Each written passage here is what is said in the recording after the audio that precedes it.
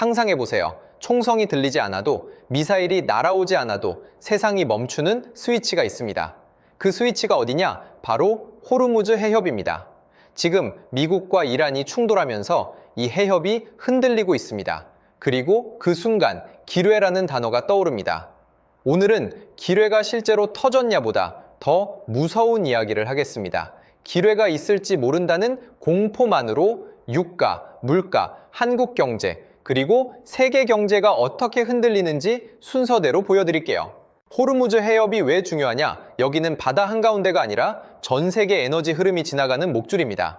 전 세계 원유의 약 20%, 그러니까 하루 약 2천만 배럴이 이곳을 통과합니다. LNG도 상당량이 이 좁은 해협을 지나갑니다. 여기가 흔들리면 전 세계가 동시에 숨이 막힙니다. 많은 분들이 바다니까 넓잖아 라고 생각하는데 실제로는 그렇지 않습니다. 가장 좁은 구간은 폭이 33km밖에 안 됩니다. 그것도 실제 항로는 양방향각 2km씩 차선이 정해진 골목길에 가깝습니다.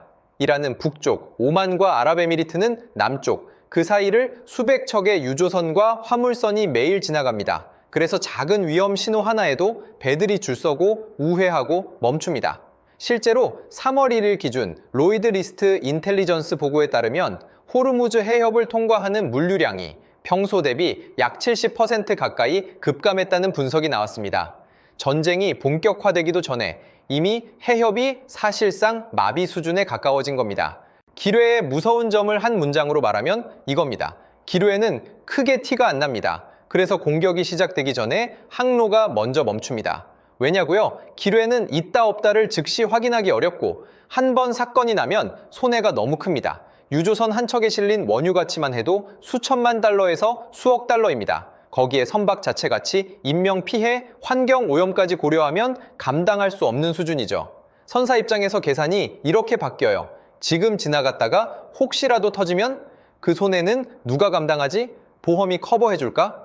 결국 결론은 하나죠. 안전이 확인될 때까지 기다리는 게 더 낫다. 이건 군사 이야기가 아니라 경제 이야기로 바로 연결됩니다. 기로에 한 발도 터지지 않았는데 시장이 먼저 얼어붙는 이유가 바로 이겁니다. 여기서 진짜 중요한 게 나옵니다. 전쟁이 시작되면 먼저 움직이는 건 군함이 아니라 보험입니다. 전쟁 위험 보험료가 뛰면 선박 운항 비용이 급증합니다. 보험 조건이 까다로워지거나 보험료가 배로 오르거나 심하면 보험이 끊깁니다.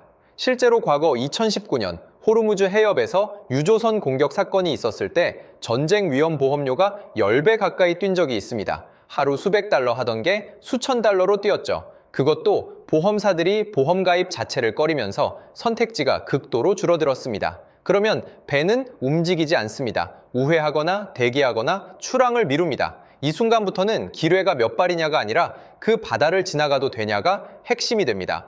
보험이 흔들리는 순간 시장이 먼저 흔들립니다. 전쟁보다 빠른 게 보험이고 보험보다 빠른 게 시장의 공포입니다. 유가는 원유가 부족해서만 오르는 게 아닙니다. 부족할지 모른다는 불확실성 자체가 가격을 올립니다. 이걸 전문 용어로 리스크 프리미엄이라고 합니다. 호르무즈는 석유만의 길이 아닙니다. LNG도 같이 흔들립니다. 카타르는 세계 최대 LNG 수출국인데 카타르에서 나오는 LNG의 상당 부분이 호르무즈를 통과합니다. LNG 선이 멈칫하면 가스 가격과 전력 비용까지 연결됩니다. 즉, 여기서부터는 유가만 문제가 아니라 에너지 전반이 동시에 불안해지는 겁니다. 석유, 가스, 전력, 이 세 가지가 한꺼번에 흔들리면 경제 전체가 요동칩니다.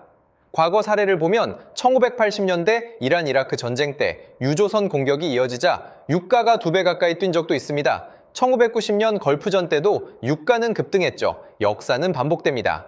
호르무즈가 흔들릴 때 유가는 보통 레벨로 반응합니다. 게임처럼 단계별로 올라간다고 생각하면 이해하기 쉽습니다. 레벨 1은 긴장만 커질 때입니다. 아직 물량이 크게 끊기진 않았는데 보험과 운항이 흔들리면서 유가의 불안 프리미엄이 붙습니다. 배럴당 외서 10달러 정도 오를 수 있습니다. 레벨 2는 실제 통항이 줄어들 때입니다. 우회와 대기가 반복되면 시장은 공급 차질을 현실로 받아들입니다. 이때부터 배럴당 10에서 20달러 상승 구간에 진입합니다. 레벨 3은 교란이 길어질 때입니다. 이때부터는 물가와 금리까지 본격적으로 흔들립니다. 단순 유가 상승을 넘어서 경제 전반의 구조가 흔들리기 시작하는 단계죠. 레벨 4는 폐쇄급 공포가 퍼질 때입니다. 실제 전면 봉쇄가 아니어도 시장이 그렇게 느끼면 급등이 열립니다. 1970년대 오일 쇼크 수준의 충격도 가능합니다. 오늘 영상의 핵심은 이거예요. 기로에는 이 레벨을 순식간에 올리는 촉매가 될 수 있다는 것, 그리고 지금 우리는 이미 레벨 2 문턱에 서 있습니다. 그럼 한국은 어떻게 될까요? 한국은 에너지를 거의 전량 수입하고 특히 중동 의존도가 높습니다. 원유의 약 70%, LNG의 상당 부분을 중동에서 가져옵니다. 중동발 가격 변화에 체감이 빠를 수밖에 없는 구조죠. 먼저 생활 물가 압박입니다. 기름값이 오르면 택배, 버스, 비행기, 공장 물류까지 전부 연결돼 생활비 전반으로 번집니다. 주유소 기름값만 오르는 게 아니라 마트 장바구니 가격까지 동시에 오릅니다. 운송비는 모든 제품 가격에 숨어 있으니까요. 그 다음 환율 압력입니다. 에너지 수입액이 늘면 무역 수지 부담이 커지고 시장은 위험 회피 모드로 전환됩니다. 달러가 강세를 보이고 원화는 약세로 기울 수 있습니다. 환율이 흔들리면 수입 물가는 더 오르고 악순환이 시작됩니다. 마지막으로 산업 영향입니다. 항공, 물류, 해운은 연료비와 보험료가 동시에 압박하고 제조업은 원가 상승이 제품 가격으로 번집니다. 석유화학, 철강, 자동차 산업 모두 타격을 받습니다. 즉, 한국은 기름이 안 와서 멈춘다보다 가격과 불확실성으로 먼저 흔들리는 구조예요. 그리고 그 흔들림은 생각보다 빠르게, 생각보다 넓게 퍼집니다. 세계 경제는 더 복잡합니다. 유가만 오르는 게 아니라 해상운임과 보험료가 같이 오르기 때문입니다. 우회 항로를 이용하면 운항거리가 길어지고 시간도 늘어나고 연료비도 추가됩니다. 그러면 물가가 다시 뜁니다. 에너지는 모든 산업의 바닥 비용이니까요. 공장을 돌리든 물건을 나르든 사무실을 밝히든 에너지가 필요합니다. 에너지 가격이 오르면 모든 게 연쇄적으로 올라갑니다.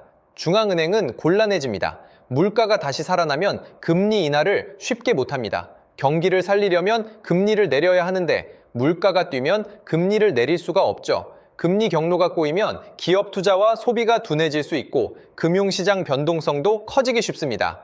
사람들이 스태그플레이션을 떠올리는 이유가 여기 있습니다. 성장은 멈추는데 물가는 오르는 최악의 조합이죠. 1970년대 오일 쇼크가 바로 그런 시기였습니다. 물론 완충 장치가 없진 않습니다. 우회 파이프라인이 있고 비축유도 있고 국제 공조도 있습니다. 사우디아라비아는 홍해 쪽으로 우회할 수 있는 파이프라인을 가지고 있습니다. 아랍에미리트도 마찬가지죠. 하지만 이 우회 파이프라인들의 용량을 다 합쳐도 호르무즈를 완전히 대체하기엔 부족합니다.